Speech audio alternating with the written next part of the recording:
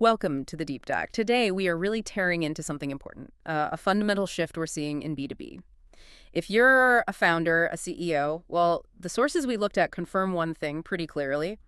Your personal LinkedIn brand. It's not just nice to have anymore. It's becoming a competitive requirement. Directly impacts revenue. Yeah, it's definitely not a soft trend. It's more like a structural realignment. And the data hits you right away. We're seeing personal profiles on LinkedIn getting, wait for it, 5 times more engagement. 5 times. 5 times.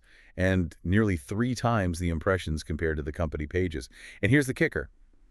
That's even when the personal profiles have like 46% fewer followers on average. That's not a small difference. It points to a real structural failure in how companies are trying to broadcast. Okay, that's the core tension, isn't it? Why is the big company megaphone suddenly, broken? Why doesn't it work like it used to? Exactly.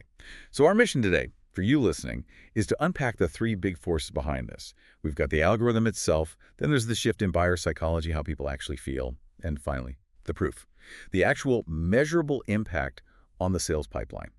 We want to show you why your individual voice as a leader is probably the main engine for B2B revenue going into 2025. Right.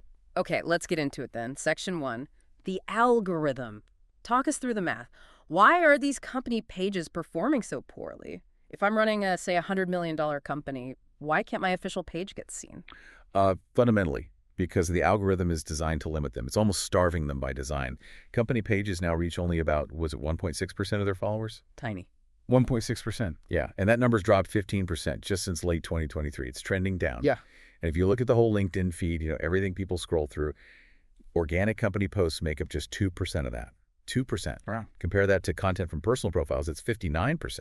The difference is just huge. So wait, the platform is effectively penalizing companies for being companies? It rewards individuals instead. That's one way to look at it. A straightforward interpretation, yeah. The algorithm is built to favor personal voices. It's looking for 3 main things. Is there a real personal connection? Is the content actually relevant? And crucially, is it likely to spark engagement?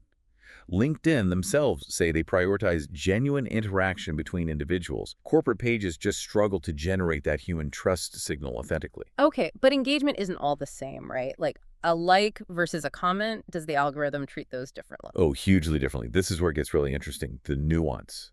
We call it relational amplification. Comments, especially from people outside your company, give a post a massive boost, like a 10x lift compared to just getting likes. 10 times. 10 times. And double the lift compared to someone resharing it. Okay. And what about employees liking or commenting? Does that help? It helps, yeah. You kind of need that initial push, that momentum. But the algorithm weighs it less heavily, about 35% less weight than engagement from external people. It's looking for that third-party validation, you see. That's what personal profiles naturally attract. Hold on, though. If comments are worth 10x, doesn't that just incentivize founders to post, deliberately provocative stuff? Yeah. Just stir up arguments to game the numbers? That's a fair question. Yeah. And yeah, you absolutely see people trying that. But the data suggests it's kind of self-limiting. The algorithm wants genuine interaction. Right. Or relevant discussion. And the conversion data, we'll get to that later, it shows that, maybe you get views from flame wars, you rarely get quality pipeline. Real success comes from actually teaching, providing value, being authentic, not just making noise. Okay, that makes sense. So the tech side, the algorithm has changed, but you said there's a human side too. Buyers are choosing this. This is where it gets really interesting for me. The shift isn't just code, it's psychology. Connect the dots for us. Why do buyers prefer people over logos now? Absolutely. The algorithm change and the buyer preference, they're running in parallel. It's about trust, fundamentally. The trust gap is just massive. We saw data showing 73% of decision makers trust thought leadership content. Stuff from a real person, a founder, way more than they trust traditional marketing materials or product sheets from the company itself. 73%. That's almost 3/4. And does that trust actually translate into real business sales? Oh, directly and dramatically. Leads that come in through these personal brands, they convert 7 times more often than leads from other more anonymous company channels. 7 times? Seriously? 7 times higher conversion rate. I mean, if you need an ROI justification for a CEO spending any time on this, that's probably it, right? And remember, about two-thirds, 67% of decision makers, they explicitly want thought leadership from an identifiable author. They prefer a face and a name over some faceless brand voice. And B2B buying isn't usually one person making a choice, is it? It's a whole committee these days. Exactly. The average buying committee now has 7.4 decision makers. Lots of people to convince. So that personal connection, that trust, it's almost like currency to build agreement within that group. Precisely. And then there are the hidden decision makers. Mm-hmm. The people doing the initial research, the gatekeepers, the influencers, before you even get to the main committee. Right. The ones you don't even know are looking. Yeah. And the research says 95% of those people say that strong thought leadership from a founder makes them more open to sales outreach later. It warms them up, basically, prepares the ground. So the content is working even when you can't see it. Exactly. And look how fast this is becoming essential. The Dentsu B2B Superpowers Index, it tracks what drives decisions. In 2023, having active thought leaders in their field was ranked like 20th. Okay. In 2024, it jumped to third place. Third most important driver. Wow, 20th to third in 1 year. That's seismic. Okay, so it's clearly not a nice to have anymore. It's a filter. Now, this is great, but it's still a bit abstract. We need concrete examples. Can you share some stories, some actual companies where we can see the revenue attribution, make it real for people listening? Yeah, absolutely. The case studies are powerful because they show revenue that, frankly, traditional tracking systems just completely miss. Take Chris Walker at Refine Labs.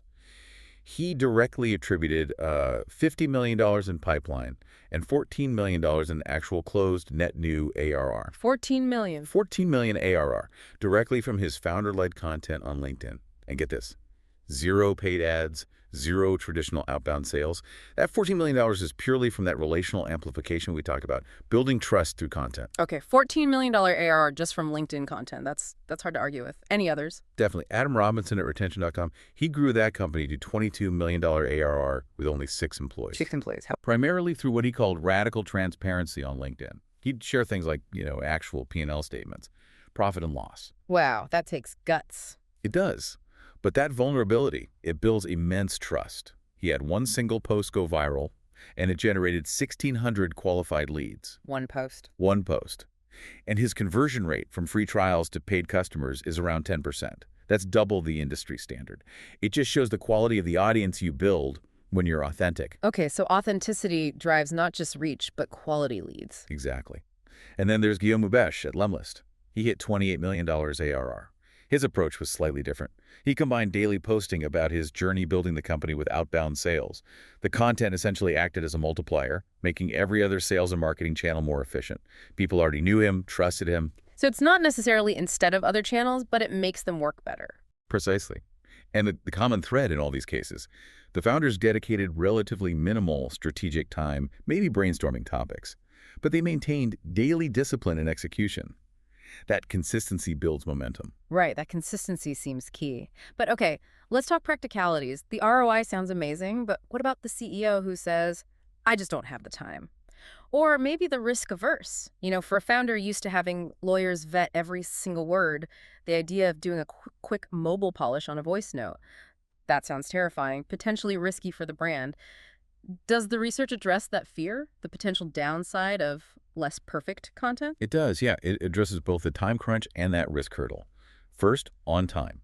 The sources consistently show CEOs can hit a really effective cadence, like 3 to 5 posts a week, with only about 45 to 90 minutes of their total effort per week. Wait, 45 minutes a week total? Total CEO time. If they use structured frameworks and delegate effectively, that seems to be the range for maximum return on their time. 45 minutes a week potentially moves a $50 million pipeline. That sounds almost too simple. What's the best framework for that minimal time? The DSM-8 framework is often cited as the gold standard for time efficiency.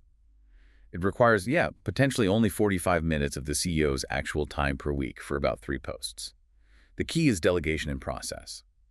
The CEO just needs to capture thoughts on the fly, quick voice notes, screenshots, ideas into a shared space like a Slack channel or similar. Right. Then a content team member, or maybe an assistant, has a brief, say, 30-minute chat with the CEO once a week to flesh out those ideas and draft the posts.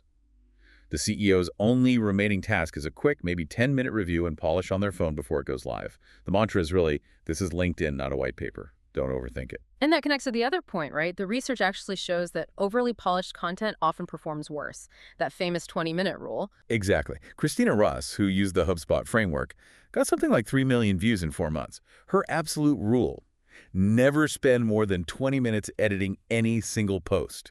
If you overpolish it, you strip out the authenticity. That genuineness is what earns that 10x comment lifts we talked about. You also risk burnout trying to make everything perfect. The market rewards real, not necessarily flawless. So perfectionism is actually counterproductive here. Interesting. But where does the content come from? How do you avoid constantly stressing about having something original to say? You leverage what you already have, specifically voice of customer, VOC. Systematically mine your customer interactions. What questions come up in sales calls? What problems are mentioned in support tickets? What successes are shared in customer check-ins? So turn customer insights into content. Precisely. The best executive content often debunks common myths you hear from customers, or answers frequent questions using their actual language. It shows you're listening. Plus, repurposing is absolutely essential.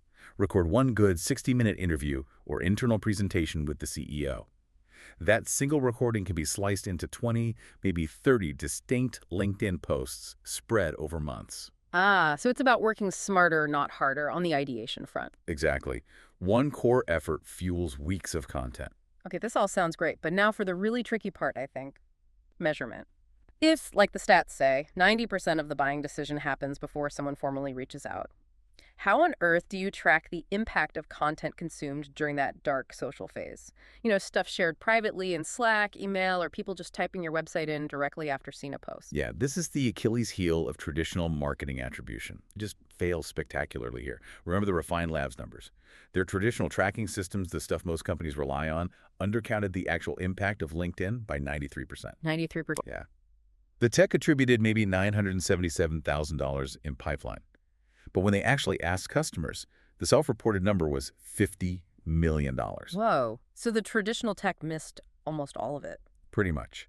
Because it can't track that offline influence. Mhm. Someone sees a founder's post, thinks about it, maybe shares with a colleague, then goes directly to the website later. The tracking only sees the direct website visit, missing the LinkedIn trigger entirely. So cookies aren't enough. You have to ask people. Basically, yes. The most reliable solution right now is implementing self-reported attribution. You have to ask buyers directly, usually via a mandatory field in your demo request or sign-up form. How did you first hear about us? Make it a required question. Exactly. And you need specific options like LinkedIn, maybe even founders post on LinkedIn, rather than just social media. You have to train your sales team to ask too. And critically, you need dedicated fields in your CRM to track this LinkedIn influence, separate from the automated last-click stuff. Okay, so ask the buyer. Makes sense. Beyond just tracking the final pipeline number, what are the leading indicators a founder should watch? The metrics that predict future revenue. Focus on the metrics that signal real engagement and influence. Track comments religiously remember that 10x lift potential. Also, track your engagement to meeting conversion rate. How many meaningful interactions actually turn into sales conversations? That's a quality metric. Don't just obsess over follower growth. It's often a vanity metric. Right, quality over quantity. And understand the power law. Not every post will be a home run.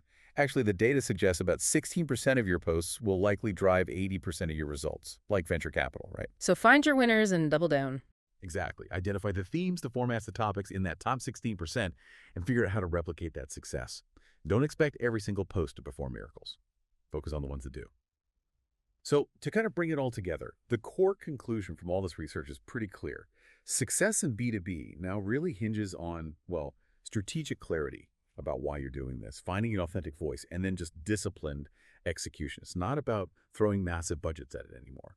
The algorithm, buyer psychology, the attribution data, it all point in the same direction. It favors genuine human connection, people trust identifiable experts, and this founder-led content genuinely influences buyers at every single stage, from initial awareness right through to the final decision. Right. Which leads us perfectly to the final thought we want to leave you with today. Based on everything we've seen, the window for gaining a real competitive advantage here, it feels like it's closing. And probably closing fast as more companies catch on. The advantage you build now, that compounding trust, that algorithmic recognition your profile earns over time, that's not something a competitor can just switch on overnight next year. They can't replicate it quickly. So the research seems conclusive. The question really isn't whether founder content delivers ROI anymore. It clearly does. The real question is, will your organization commit the Frankly, minimal time required to capture that ROI before your competitors lock it down. Something to think about.